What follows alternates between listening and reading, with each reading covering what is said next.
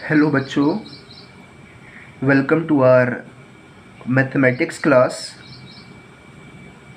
In today's class, we'll be continuing the chapter number 4 of NCERT Mathematics, which is titled as Determinants. So अभी तक जो भी concepts आपने इस chapter के अंदर इंट्रोड्यूस पढ़ने थे, जो भी आपने इस चैप्टर के अंदर कॉन्सेप्ट्स पढ़ने थे, वो सारे concepts I had already told you.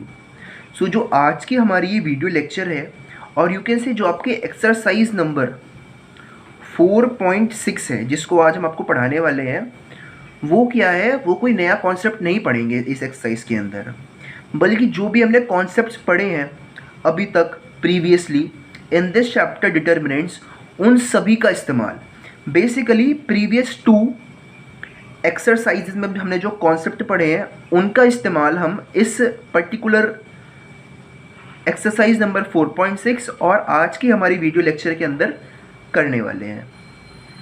So the entire video will be very very easy, very very simple. बस जो हमने प्रीवियसली कुछ कॉन्सेप्ट्स पढ़े हैं उन्हीं को हम आज अप्लाई करेंगे रियल लाइफ प्रॉब्लम्स में, ओके, मैथमेटिकल प्रॉब्लम्स में, जो कि इस मैट्रिक्स ने, जो कि इस डिटर्मिनेंट ने हमारे लिए काम आसान कर दिया. जो कि पहले डिफ़िकल्ट था, उसको आज हम देखेंगे कि इसने कैसे हमारे लिए आसान किया. और basically let me tell you, आज हम जो नॉलेज यूज़ करने वाले हैं वो यूज़ करने वाले हैं बच्चों इन्वर्स ऑफ अ मैट्रिक्स की. इन्वर्स ऑफ अ मैट्रिक्स, जो कि हमने आपको प्रीवियस वीडियो में पढ़ाया था कि आप कैसे इन्वर्स निकाल सकते हो किसी भी मैट्रिक्स का ईजिली. ठीक है, आपको हम 3 तरीके सिखा चुके हैं इन्वर्स निकालने के लिए. तरीका number 1 was in the chapter number 3 in which you need to apply row operations on a particular given matrix. वो थोड़ा डिफिकल्ट है. देखो, आज हम जो क्वेश्चंस करेंगे उसके अंदर अगर आपको इन्वर्स निकालना है किसी भी डिटर्मिनेंट का, तो आप वो तरीका भी यूज़ कर सकते हो, but it is never recommended to use that way, because वो तरीका बच्चों डिफिकल्ट होता है एप्लीकेशन में, and it is a time demanding method of finding the inverse of a matrix. Whereas जो हमने आपको प्रीवियस वीडियो में सिखाया था method of finding the inverse of a matrix, वो बहुत ही सिंपल तरीका है, which involve the concept of the adjoint of a matrix, कि आप एडजॉइंट ऑफ अ मैट्रिक्स निकालो, उसको डिवाइड कर दो by the determinant of that particular matrix, वही आपका इन्वर्स होगा. सो आज हम सारे क्वेश्चंस के अंदर जो भी करने वाले हैं उन सब के अंदर वही वाला कॉन्सेप्ट यूज़ करेंगे, that is the concept to find the inverse of a matrix using the adjoint of a given matrix. ठीक है, सो आज के जो हमारे क्वेश्चंस होने वाले हैं that will be on applications. That is कि हमें कोई भी एक सिस्टम दे रखा होगा लीनियर इक्वेशंस का, और हमको वो सॉल्व करना होगा. और जो लीनियर इक्वेशंस आज हम करने वाले हैं उसके अंदर बेसिकली 3 वेरिएबल्स होंगे. ठीक है, क्योंकि देखो 2 वेरिएबल को सॉल्व करना बहुत ही आसान होता है. 2 इक्वेशंस जिनके अंदर 2 वेरिएबल्स हैं उनको सॉल्व करना बहुत ही सिंपल टास्क है. वेयर एज अगर आपके पास 3 इक्वेशंस हैं जिनके अंदर 3 वेरिएबल्स हैं, सो उन वेरिएबल्स की वैल्यू निकालना is not a quite easy task using those 3 equations, क्योंकि that can be a really time demanding task. So to make that task simpler, that is to find the value of 3 variables in a given linear equation. How do we find out those 3 variables using the concept of determinants, वो हम आज आपको सिखाने वाले हैं इस video lecture के अंदर. और हम क्लास 12th लेवल पर सिर्फ ऐसी ही इक्वेशन से डील करते हैं जिनके अंदर बच्चों 3 वेरिएबल्स होंगे, और आप कह सकते हो जिनके अंदर सिर्फ 3 इक्वेशंस होंगी. सिर्फ ऐसे ही क्वेश्चंस को हम हैंडल करते हैं क्लास 12th के अंदर. Whereas if you pursue mathematics in your graduation, so आप वहाँ पर सीखोगे कि आप कैसे 10-10 इक्वेशन को, जिसके अंदर 10 अलग अलग वेरिएबल्स हैं, ओके, सोच के देखिए कितना, मतलब कितनी कॉम्प्लिकेटेड सिचुएशन होगी जहाँ पर आपके पास एक इक्वेशन के अंदर 10 वेरिएबल्स हैं और फिर 10 इक्वेशंस हैं, फिर आपने हर एक वेरिएबल को सॉल्व करना है. So that can be a really complicated task. So उस टास्क को सिंपल करने के लिए हम कॉन्सेप्ट ऑफ डिटर्मिनेंट को यूज़ करते हैं वहाँ पर भी.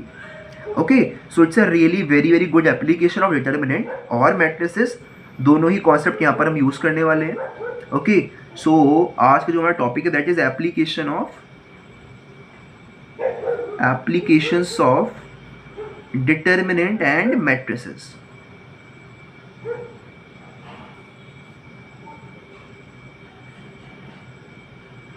मैट्रिसेस, इसके अंदर क्या होगा, बेसिकली आपके पास 3 इक्वेशंस होंगी, आपने उनको पहले मैट्रिक्स फॉर्म में रिप्रेजेंट करना होगा, स्टेप नंबर 1। स्टेप नंबर 2 है उसको आगे सॉल्व करना होगा, ठीक है। But before I move on, late me give you a small task कि पहले आप एक काम करो बच्चों, मैं आपको एक चीज़ दे रहा हूँ, that is I am giving you 2 matrices. आप इन दोनों मैट्रिक्स को आपस में मल्टीप्लाई करके मेरे को आंसर दीजिएगा, ठीक है। So I am giving you 2 matrices, आपने इन दोनों को आपस में मल्टीप्लाई करना है। The matrix is 1 2 3 3 2 1 and 4 1 3। Multiply करना है x से, y से और z से, ठीक है। सो ये आपका सवाल है, जल्दी से सॉल्व करिए अपनी नोटबुक में। आपने 2 मैट्रिक्स को मल्टीप्लाई करना है, ये 3 क्रॉस 1 की मैट्रिक्स है और ये 1, सॉरी माय मिस्टेक, यहाँ पर ये 3 क्रॉस 3 की मैट्रिक्स है और ये 3 क्रॉस 1 की मैट्रिक्स है, ठीक है। आपका काम क्या है, इन दोनों को मल्टीप्लाई करके मेरे को बताइए क्या आपका आंसर आ रहा है, ठीक है। सो आपका आंसर बता देता हूँ क्या आने वाला है, वो होगा बच्चों 1x + 2y + 3z, that is x + 2y + 3z। ये होगा आपका फर्स्ट एलिमेंट। दूसरा एलिमेंट होगा in the second row 3x + 2y + z। अगला जो एलिमेंट होगा थर्ड रो में वो होगा बच्चों 4x + y + 3z, ठीक है। आई होप आपके भी यही आंसर आए होंगे। सो आप ध्यान से देखो तो ये क्या है, ये एक इक्वेशन है, it's a linear equation with 3 variables. ये क्या है, ये फिर से एक इक्वेशन है विद 3 वेरिएबल्स। ये क्या है, ये भी फिर से एक इक्वेशन है विद 3 वेरिएबल्स। यानी कि अगर मेरे पास 3 इक्वेशन है जिनके 3 अलग अलग वेरिएबल्स हैं, सो आपको पता है by the concept of linear equation कि जितने वेरिएबल्स हैं अगर उतनी ही इक्वेशंस आपके पास अवेलेबल हैं, सो आप उस इक्वेशन में जितने भी वेरिएबल्स हैं उनकी वैल्यू आप निकाल सकते हो, ठीक है। सो आज हम सीखेंगे कि इन वेरिएबल्स को हम कैसे निकालेंगे। Now my main motive behind giving you this task was कि आप इन दोनों को मल्टीप्लाई करो, कि आप एक बात को समझो कि बच्चों मैं किसी भी इक्वेशन को जो कि ऐसे गिवन है उनको लिख सकता हूँ as a multiplication of 2 different matrices, ठीक है। मेरा मेन मोटिव क्या था, आपको ये देने के लिए काम कि आप ये पता लगा पाओ कि हम किसी भी सिस्टम ऑफ इक्वेशन को रिप्रेजेंट कर सकते हैं as a product of 2 different matrices. और आई होप ये बात आपको क्लियर हो गई है कि अगर मैं आपको एक इक्वेशन देता हूँ, 3 equations, that is let me give you 3 equations, 3x + 4y + 5z and 5y + 6z and 7x + 4y, ठीक है। This is equal to 0, this is equal to 0, this is equal to 0। अगर मैं आपसे कहूँ भाई इस इक्वेशन को रिप्रेजेंट करो as in the form of a matrix, तो क्या आप कर पाओगे? हाँ जी, आप कर पाओगे। कैसे करोगे? आप इसको ऐसे करोगे जैसे कि आपने ऑब्जर्व पहले किया था कि जो भी आपके पास एक स्ट्रेट लाइन में था 1 2 3, वो देखो कैसे आया था, 1 × x + 2 × y + 3 × z। यानी कि अगर आपके सामने कोई भी इक्वेशन है, सो अगर आपको वो कन्वर्ट करनी है इन दी मैट्रिक्स फॉर्म, सो कुछ भी नहीं करना है, सिर्फ जैसे जैसे आपको गिवन है ना ऐसे सिमिलरली इसको कॉपी कर दो एक मैट्रिक्स के अंदर, बस ये x y z को इरेज कर दो। दैट इज देखो 3 4 5, ये देखो यहाँ पर ये क्या है, कुछ भी नहीं है ना, तो इसका मतलब ये है 0 × x है। ये क्या है, यहाँ पर देखो अभी कुछ भी नहीं था, सो मैंने क्या किया, इसको रिप्लेस कर दिया 0 × x से। सो यहाँ पर जो एलिमेंट आएगा वो 0 5 6। मतलब मेन मोटिव मेरा क्या था ये बताने के पीछे कि ऐसा मत करना कि जो एलिमेंट x के नीचे है, जो एलिमेंट्स x के कॉलम में है वहाँ पर सिर्फ x ही आने चाहिए। Do not do like this कि यहाँ पर 3x था और यहाँ पर कुछ भी नहीं था, सो यहाँ पर आप 5 पुट कर दो। नहीं, जो कॉलम y का है उसमें सिर्फ y के एलिमेंट्स ही आएंगे, जो x का है वहाँ पर x के एलिमेंट्स ही आएंगे, जो z का है वहाँ पर z के एलिमेंट्स ही आएंगे। सो टेल मी यहाँ पर कौन कौन से एलिमेंट्स आएंगे। यहाँ पर आएगा पहले 7, फिर आएगा 4 और यहाँ पर क्या आएगा 0 आएगा। इसके आप मल्टीप्लाई करोगे बच्चों x y z से और उसकी वैल्यू होगी आपके पास 0 0 0। ठीक है। सो अगर आपके पास कोई भी लीनियर इक्वेशन है तो आप उसको रिप्रेजेंट कर सकते हो as the product of certain appropriate matrices. ठीक है, ये कॉन्सेप्ट अगर आपको क्लियर है सो आप अब आगे बहुत ही इजीली सारे क्वेश्चंस कर सकते हैं। ठीक है, बस आप आगे एक छोटी सी बात और समझ लो कि मैंने माना कि अगर मेरे पास एक लीनियर इक्वेशन है बच्चों, दैट इज मेरे पास एक इक्वेशन है कि भाई 3 into x is equal to 6 है। मैं आपसे पूछूं tell me the value of x, तो आप क्या करोगे? इस 3 को इधर ले आओगे, है ना? इस 3 को क्या करोगे? इधर ले आओगे। बहुत ऑब्वियस सी बात है। आप कहोगे भाई एक्स को मैंने कैसे फाइंड आउट किया? मैंने 6 को मल्टीप्लाई कर दिया 1/3 से, क्योंकि मैं 3 को इधर ले आया, क्योंकि मेरे को x की वैल्यू निकालनी थी। आपको x की वैल्यू 2 आ जाएगी। सो अगर आपके पास कभी सिचुएशन ऐसी आती है कि आपको एक चीज़ मालूम है, यहाँ पर एक चीज़ अननोन है और इक्वल टू के आगे एक चीज़ मालूम है, सो आप क्या करते हो? जो भी चीज़ यहाँ पर मल्टीप्लिकेशन में है उसको आप इक्वल टू के इधर डिवीजन में भेज देते हो। ठीक है, सो मैट्रिक्स के अंदर भी वही सेम चीज़ है। ये देखो आपके पास एक मैट्रिक्स है, लेट मी से मैंने इसको मैट्रिक्स को ए मान लिया। ठीक है, ये आपके पास एक मैट्रिक्स है अननोन मैट्रिक्स, जिसकी वैल्यू आपको निकालनी है इसमें।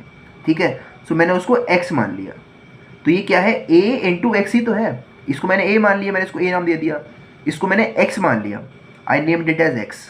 इक्वल टू में मैंने इसको b नाम दे दिया, इस वाली मैट्रिक्स को। ठीक है, so ax is equal to b। क्या ये इस फॉर्म में है? हाँ, ये इस फॉर्म में है, और ये फॉर्म आपको बार बार लिखनी होगी। Before you do a particular question आपको ये फॉर्म लिखनी ज़रूरी है, और जब हम क्वेश्चन करेंगे तो आपको ऑटोमेटिकली दिख जाएगा कैसे करनी है। So A X is equal to B. क्या आप इस बात को विजुलाइज कर पा रहे हो? आई होप कि आप कर पा रहे होगे। ठीक है, सो क्या ये सिचुएशन और ये सिचुएशन क्या एग्जैक्टली सेम नहीं है? They are exactly same. आपको बी भी मालूम है, यहाँ पर आपको 6 भी मालूम था। एक्स अननोन है, यहाँ पर ये वाला एक्स भी अननोन था। ए आपको मालूम है, ए आपको यहाँ पर भी मालूम था।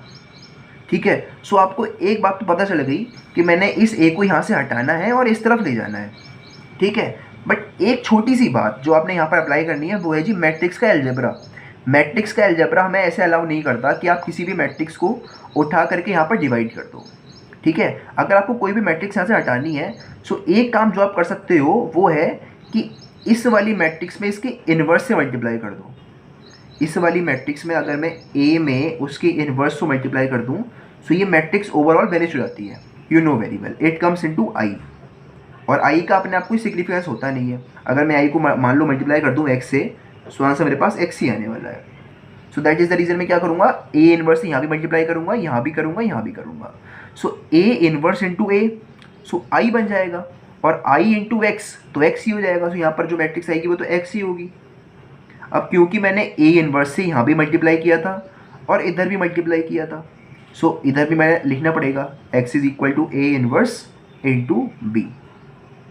सो अब आपका सारा काम यहाँ पर ख़त्म हो जाता है। कॉन्सेप्ट सिर्फ इतना ही था अभी तक का। एप्लीकेशन अगर जो आपने सीखनी थी, एक बात सीखनी थी कैसे आप रिप्रेजेंट कर सकते हो किसी भी इक्वेशन को in the form of a matrix.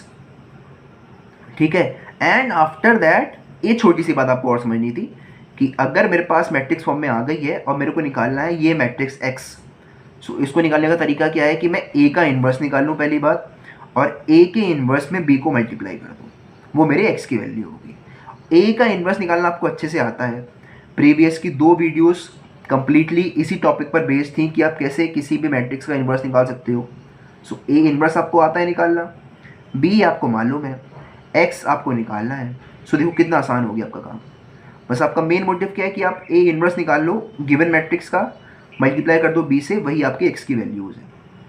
Okay, so I hope concept आपको क्लियर है। Now let's move on to our questions. कुछ क्वेश्चंस करते हैं ताकि और ये कॉन्सेप्ट आपको क्लियर हो जाए। But before we move on to questions, एक छोटी सी बात और बच्चों, कि क्या ऐसा हर बार पॉसिबल होगा, या फिर क्या ऐसा पॉसिबल है कि हर एक क्वेश्चन में जो भी लीनियर इक्वेशंस हों उनका सॉल्यूशन एग्जिस्ट करे? क्या ये हर बार पॉसिबल होगा? नहीं होगा। आपने अगर ध्यान दिया हो तो कई बार 2 वेरिएबल वाली इक्वेशन में भी ऐसा पॉसिबल नहीं होता है कि x और y की कोई वैल्यूज़ आ रही हो। सो ऐसा कई बार होता है कि बच्चों कुछ इक्वेशंस ऐसी होती है जिनका सॉल्यूशन पॉसिबल नहीं होता। तो वो पहले ही पता लगा लेना, वो भी आना चाहिए आपको, ताकि ऐसा ना हो कि आपने पूरी मेहनत कर ली है, फिर आपने ये सब कर लिया है, मैट्रिक्स में भी रिप्रेजेंट कर लिया है, सॉल्व भी कर लिया, फिर लास्ट में आप पहुँचे तो आपको पता चला कि इसका सॉल्यूशन ही नहीं है। सो वो बेवकूफ़ी होगी, टाइम वेस्ट करना होगा। सो वहाँ पर अगर आपको पता लगाना है कि क्या किसी भी लीनियर इक्वेशन का सॉल्यूशन एग्जिस्ट करता है या नहीं करता, सो आपने ध्यान देना है कि आप देखोगे डिटर्मिनेंट ऑफ ए की वैल्यू को, अगर वो 0 के बराबर आ गई है सो वो इक्वेशन हम सॉल्व नहीं कर सकते। दैट इज़ कि वो इक्वेशन एक इनकंसिस्टेंट इक्वेशन है। इनकंसिस्टेंट इक्वेशन हम बोलते हैं a solution an equation whose solution does not exist is known as inconsistent equation, whereas if determinant of a की value not equal to 0 आती है so the equation is a consistent equation, that is कि आप उस equation का solution निकाल सकते हो। ठीक है, सो आई होप ये दोनों बातें आपको अच्छे से क्लियर हैं कि what is an inconsistent equation, what is a consistent equation. और पहला काम जो आपको करना है after you represent the equations in term of the matrix form is कि पहला काम आप करो कि आप पहले डिटर्मिनेंट निकाल के देखो, जैसा कि हम इन्वर्स में भी करते थे ना, कि इन्वर्स निकालने से पहले हम चेक करते हैं कि डिटर्मिनेंट की वैल्यू कहीं 0 तो नहीं आ रही। ओके, सो वैसे ही हम यहाँ पर भी करेंगे, क्योंकि यहाँ पर भी हमें इन्वर्स ही निकालना है। सो अगर इन्वर्स ही नहीं होगा तो सोल्यूशन कहाँ से होगा, ऑब्वियस सी बात है। सो वही कॉन्सेप्ट है यहाँ पर भी, सेम प्रीवियस वाला ही, कि पहले चेक करो भाई डिटर्मिनेंट, अगर वो नॉट इक्वल टू 0 तो आगे बढ़ो, अगर इक्वल टू 0 तो वहीं पर छोड़ दो, कह दो it is an inconsistent equation. ठीक है, so this much knowledge is enough. Now let's move on to the question section. So बच्चों पहला क्वेश्चन आपके सामने ये है, ट्राई इट योरसेल्फ, या फिर पहला क्वेश्चन आप मेरा देख लो, फिर आगे क्वेश्चन अपने आप ट्राई करना। सो this is the question number 1, that is कि आपको कहा गया है that solve the following system of linear equations bye matrix method. ठीक है, और सारे मैट्रिक्स मेथड से ही होंगे। Okay, do not become over smart and solve it linearly, ऐसा नहीं करना। ठीक है, इक्वेशंस क्या क्या है, 3x minus 2y plus 3z is equal to 8, 2x plus y minus z is equal to 1 and 4x minus 3y plus 2z is equal to 4। ये आपके सामने इक्वेशंस हैं, आपने इसको सॉल्व करना है यूजिंग मैट्रिक्स मेथड। सो करने का तरीका आपको मालूम है। स्टेप नंबर 1 क्या है, इस इक्वेशन को रिप्रेजेंट करो in terms of matrix form. Matrix form आपको आती है भाई, कैसे करते हैं। फर्स्ट में का मैट्रिक्स ए की वैल्यू क्या होगी, बस x, y और z को वैनिश कर दो, बाकी सब चीज़ें एज इट इज उतार दो यहाँ पर। सो 3 minus 2 3 2 1 minus 1 4 minus 3 2, this is matrix A. इसकी हम मल्टीप्लाई करते हैं बच्चों एक्स वाई जेड से, एक्स वाई जेड, और वैल्यू उसकी बराबर है 814 के, 814 के। सो this is the method by which, ये फर्स्ट स्टेप नंबर 1 है जो आपको करना है if you are asked to solve a linear equation. और ये क्वेश्चन बहुत ही कॉमन है आपके एग्जाम्स के अंदर, और अगर ये क्वेश्चन आता है तो आप बहुत ही लकी हो, क्योंकि ये सिंपल सा क्वेश्चन आपको मिल गया है इस चैप्टर में से। ठीक है, सो ओवर हेयर अब आप लिखोगे कि अब बस ये मैट्रिक्स ए है, so A into x is equal to B. ठीक है, फिर आप लिखोगे बच्चों X is equal to A inverse into B. बस यहीं तक आपने सीखा है अपनी नई नॉलेज में। अब बाकी आपको यूज़ करनी है पुरानी नॉलेज। पुरानी नॉलेज क्या है कि आपको ए इनवर्स निकालना आना चाहिए और उसको मल्टीप्लाई करना बी में, ये आना चाहिए। बस आपका सॉल्यूशन आपके सामने होगा। ठीक है, सो मेरा तो पेज फुल हो गया है, so I will be turning the page, but अभी सारी बातें नोट डाउन कर लो, because in the next step I will proceed by finding the value of inverse of my matrix A. ठीक है, so note it down. So ये हमारे पास ए matrix थी, अब मेरे को निकालना है इसका इनवर्स। ठीक है, सो पहला काम जो हम करते हैं that is find the value of determinant of A. Determinant निकालना आपको अच्छे से आता है कि भाई 3 की मल्टीप्लाई करनी है किस में, 2 1 ज़ा 2 माइनस 3 1 ज़ा 3, that is -1। So 3 into -1 minus into -2 is +2। देखो जब भी हम सेकेंड एलिमेंट पर जाते हैं, when we are expanding along R1, so whenever we go on to second element, so हम इस एलिमेंट को पहले -1 से मल्टीप्लाई करते हैं। सो -1 इंटू -2 इज +2। ठीक है, मल्टीप्लाइड बाय 2 2 ज़ा 4 माइनस इंटू 4 1 ज़ा 4, सो वो हो जाएगा +4, सो दैट विल बी 8, ठीक है, +3 इंटू -6 -4 दैट इज -10, ठीक है। सॉल्व कर लीजिए, -3 + 16 -30, आंसर आपके सामने आपको दिख रहा होगा, it is actually equal to this is -13 -30 is -70, so this is -17 in front of you, और आपको दिख गया भाई -17 आया है which is not equal to 0, यानी कि हम इस इक्वेशन को सॉल्व कर सकते हैं, ठीक है। तो अब प्रोसीड करो by finding the adjoint of A. Adjoint of A निकालने क्या करना है, पहले उसके माइनस निकालो, फिर उसके कोफैक्टर्स निकालो, फिर उसकी मैट्रिक्स बनाओ कोफैक्टर मैट्रिक्स, फिर उसका इन्वर्स करो, सॉरी फिर उसका ट्रांसपोज करो, वही आपका एडजॉइंट ऑफ ए होता है, ठीक है। सो आइए करते हैं, पहले हम निकालेंगे बच्चों miners, that is M11 M12 M13 M21 M22 M23, बाकी मैं यहाँ पर लिख रहा हूँ, that was M31 M32 and M33।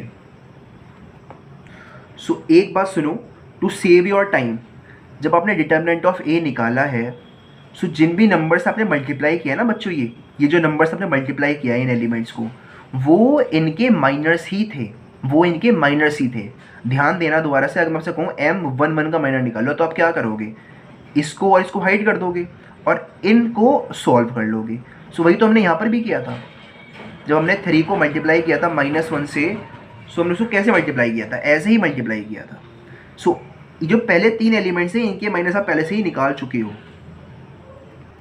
That is इसका माइनर था बच्चों -1, इसका माइनर था +8, इसका माइनर था -10, ठीक है। अब हमें इन 6 का और निकालना है, देखो 3 का पहले निकाल चुके थे, so do not waste time in calculating these 3 minors, simple M21 पे मूव कर जाओ। सो M21 का माइनर क्या होगा, दिस कैंसिल -4 + 9, सो -4 + 9 इज +5, सो ये हो जाएगा बच्चों +5। M22 3 2 = 6 -4 3 = 12, यानी कि -6। M23 -9 + 4 2 = 8, यानी कि -1, ठीक है। M31 +2 -3 -1, M32 -3 -6 -9, M33 3 1 = 3 -2 2 = 4, यानी कि 7।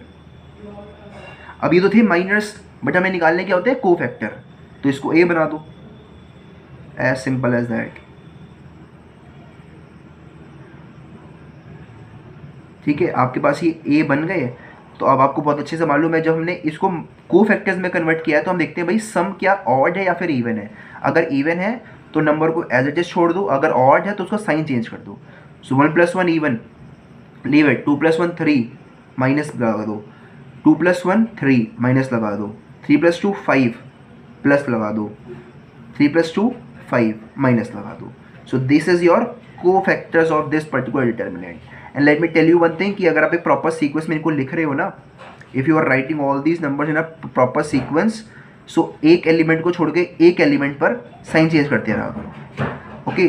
सम देखने की भी आपको ज़रूरत नहीं पड़ेगी, जो कि आपने अभी तक ऑब्जर्व भी किया होगा। देखो मैंने A12 का साइन चेंज किया, फिर मैंने इसका साइन चेंज किया, फिर मैंने इसका साइन चेंज किया, फिर मैंने इसका साइन चेंज किया, ठीक है। मैं एक टर्म छोड़ के एक टर्म का साइन चेंज कर रहा हूँ। सो जो भी आपको ईजी लगे उससे आप कर सकते हो, बस बड़ा टाइम सेव करना है, बट टाइम भी एक लिमिट तक सेव करना है, ज़्यादा जल्दी से नहीं करना है, क्योंकि आपको जो मार्क्स मिलेंगे वो सही क्वेश्चन के मिलेंगे, जल्दी के नहीं मिलने वाले। सो आपके पास कोफैक्टर मैट्रिक्स आ गई है एक ही, उसको लिख लीजिए यहाँ पर, that your cofactor matrix you had got it, which is -1 -8 -10 -5 -6 +1 -1 -9 और 7। आपको निकालनी कौन सी मैट्रिक्स है, एडजॉइंट मैट्रिक्स, एडजॉइंट ऑफ ए। वो क्या होता है इसका ट्रांसपोज, तो ट्रांसपोज कर दो, -1 -5 -1 -8 -6 -9, -10, 1 और 7। सो this is your adjoint matrix. इसको डिवाइड कर दो डिटर्मिनेंट ऑफ ए से, वो आपकी क्या होगी, इनवर्स मैट्रिक्स होगी। ठीक है, सो ए इनवर्स की वैल्यू होगी 1 अपॉन डिटर्मिनेंट ऑफ ए की वैल्यू बच्चों क्या थी बताइए, that was -17। So 1 upon -17 -1 upon 17 को मल्टीप्लाई करना है आपने इस वाली मैट्रिक्स से। ठीक है, so despite of writing again जो लिख देते हैं, कोई बात नहीं, फिर -1 -5 -1। So this is how you find the inverse of a matrix. Inverse आपके पास आ गया है, आपको निकालना है x। So you know very well that since x is equal to a inverse into b, a inverse आपको मालूम है, b आपको मालूम है, तो सॉल्व कर दीजिए। एक बात को ध्यान रखो कि अगर नीचे नंबर आते हैं जैसे कि 17, सो इसको अभी अंदर मल्टीप्लाई मत करो। ठीक है, अभी मत करो, आगे थोड़ा वेट करो। देखो क्यों नहीं करना, देखो x की वैल्यू क्या हुई, a इनवर्स की value that is -1/17 multiplied by this same matrix which is, I need to write it again and again, a inverse into b। b की वैल्यू क्या है, b की वैल्यूज हैं आपके पास, लेट मी चेक वंस, वो है बच्चों 8 1 4, 8 1 एंड 4। दोनों को पहले अब इस वाली मैट्रिक्स को और इस वाली मैट्रिक्स को आपस में मल्टीप्लाई करो।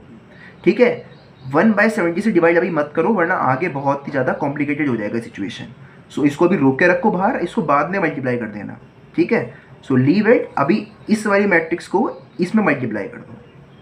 सो कर देते हैं मल्टीप्लाई। सो मल्टीप्लाई करना आपको आता है और वो आप खुद भी कर सकते हो।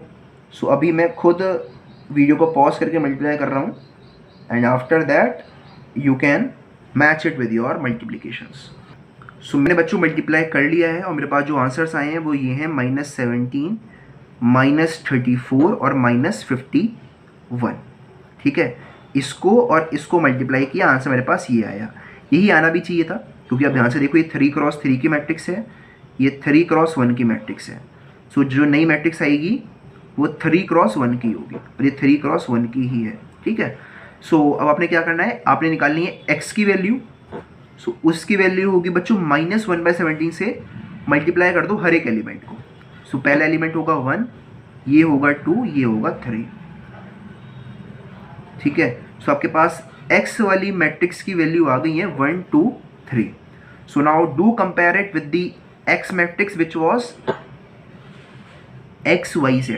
आपने ध्यान से देखा हो तो मैंने x मैट्रिक्स नाम किसको दिया था, मैंने x मैट्रिक्स नाम दिया था एक ऐसी मैट्रिक्स को जिसके अंदर ये सारे एलिमेंट्स थे। सो इन दोनों को कंपेयर कर लो। So hence on comparing x is equal to 1, y is equal to 2 and z is equal to 3। यहाँ पर आपका क्वेश्चन खत्म हो जाता है।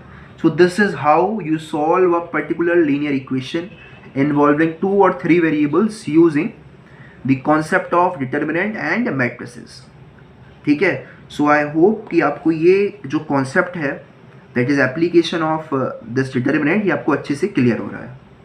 तो अभी हम आपको एक क्वेश्चन और करवाते हैं that will make this idea more clear to you. So this is the question number 2 for you. इस बार देखो क्या हुआ है कि इस बार जब पास वेरिएबल्स हैं वो x की फॉर्म में नहीं है, वो 1/x की फॉर्म में है, 1/y की फॉर्म में है, 1/z की फॉर्म में है। उससे फ़र्क नहीं पड़ता, do not worry about those variables. ठीक है, पहला काम क्या करोगे, convert this into equations. Equation में फिर से वही है कि जो पहले x ऊपर था वो नीचे आ गया है। आपने क्या करना है, सिर्फ x को इग्नोर करना है जब भी आप मैट्रिक्स को फॉर्म करते हो।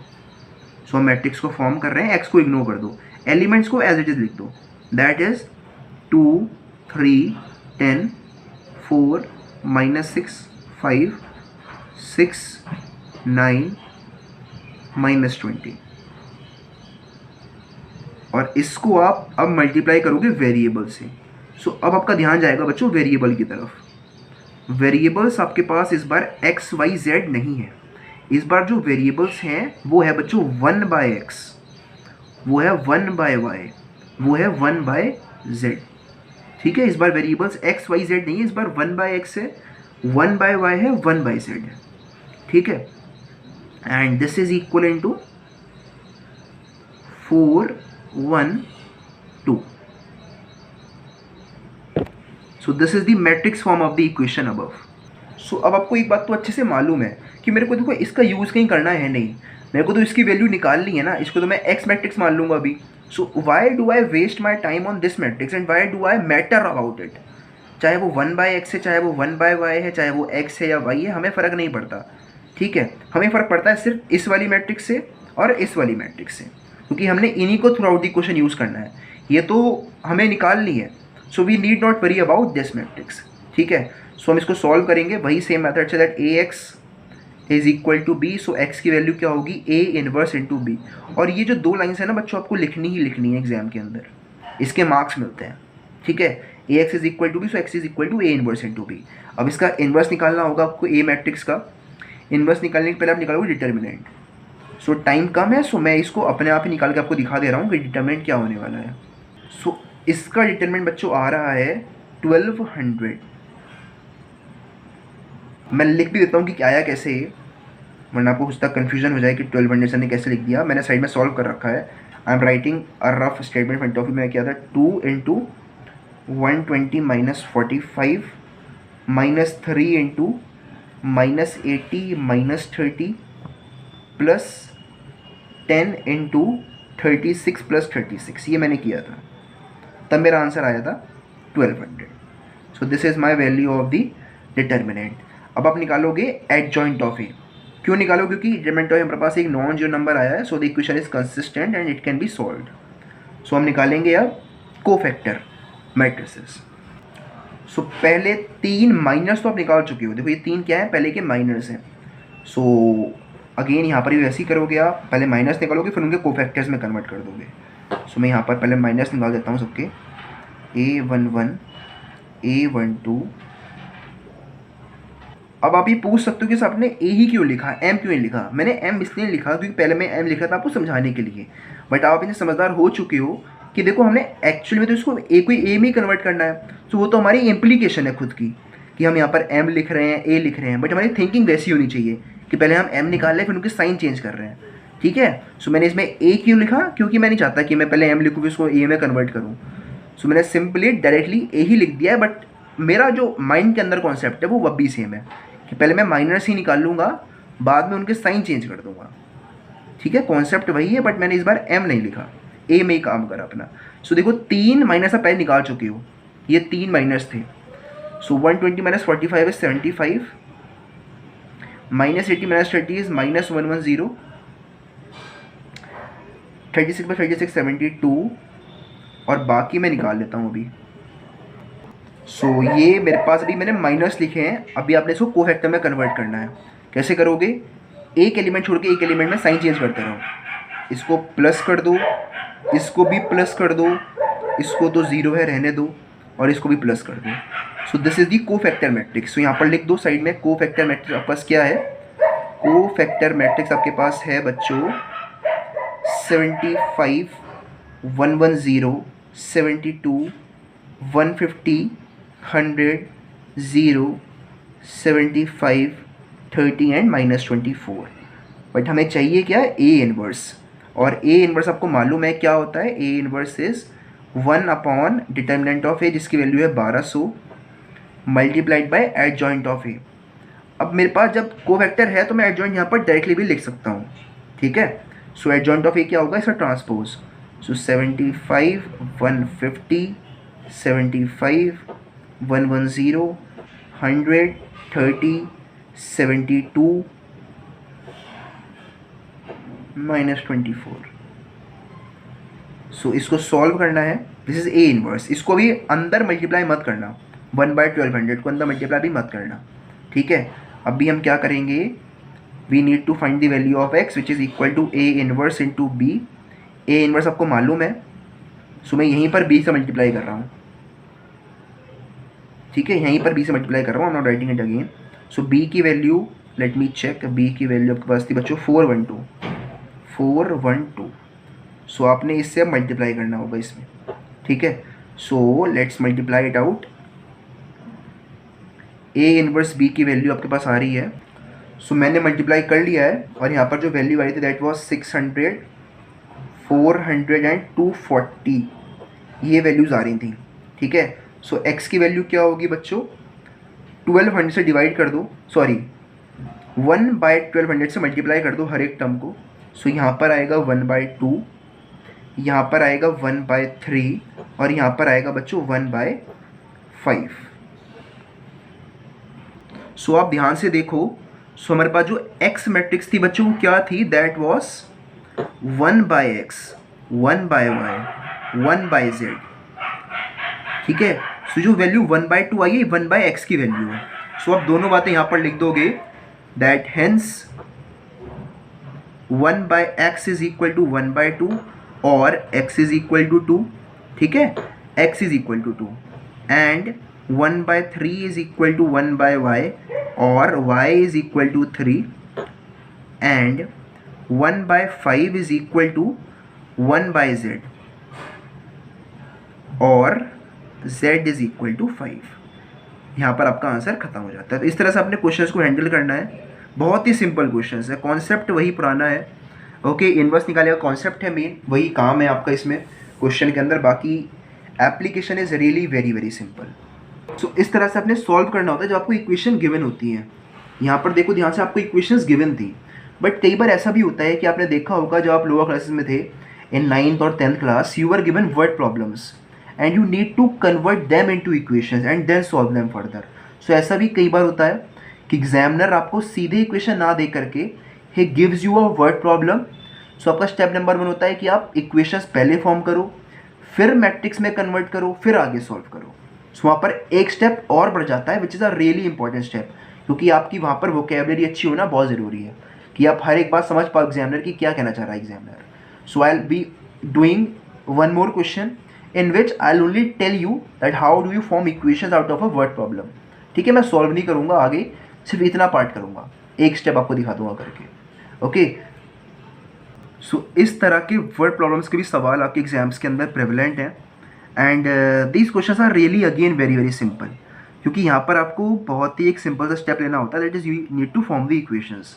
इक्वेशंस फॉर्म करना बहुत आसान है और आपको मैं एक बात बता दूँ, यू मस्ट नो कि अगर आपके पास ऐसी क्वेश्चन है जिसके अंदर 3 वेरिएबल्स हैं, और एक बात तो समझ लो कि अगर एग्जामिनर क्वेश्चन दे रहा है 6 मार्कर, ठीक है, सो वहाँ पर वेरिएबल्स 3 होने ही होने हैं।